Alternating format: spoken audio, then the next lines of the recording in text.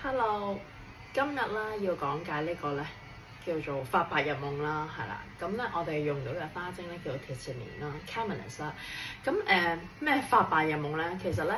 有好多人咧成日咧好飄啊，成日都會好善忘嘢啊，唔記得嘢啊，或者成日咧好似好浮咁樣嘅，好中意幻想啦。講緊佢哋好中意幻想一啲好好嘅狀況啦，係啦，唔中意係一啲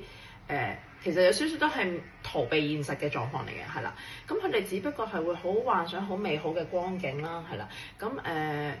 唔係太現實嘅呢個狀況。咁呢個時候咧，我哋就會用到鐵線蓮啦。咁而咧，相對地啦，去一個正面嘅方向就係咧，會令到佢哋咧識得去 focus。專注係啦，佢會我哋可以形容為咧落地係啦，好 grounded 咯，去令翻佢可以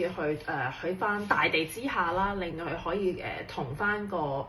大地接觸，令到佢落翻嚟嘅時候，佢會識得去係喎，我會實際啲咯喎，係唔好再喺度飄嚟飄去，喺度諗下啲無謂嘢啦。咁而講緊咧我成日都話啦，鐵線蓮呢一種人咧，其實佢哋好似一個好中意嘅幻想家係啦，咁佢哋會好中意一啲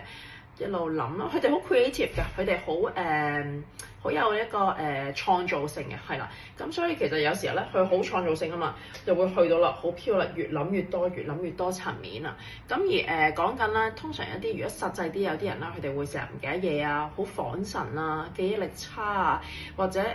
成日變嘅人啦，係啦，想像力好豐富嘅人咧，我哋可以用鐵線蓮幫到佢哋。咁可以幫佢穩定翻佢個心智啦，幫佢落翻地啦，同大地接觸翻啦，令到佢可以有翻一個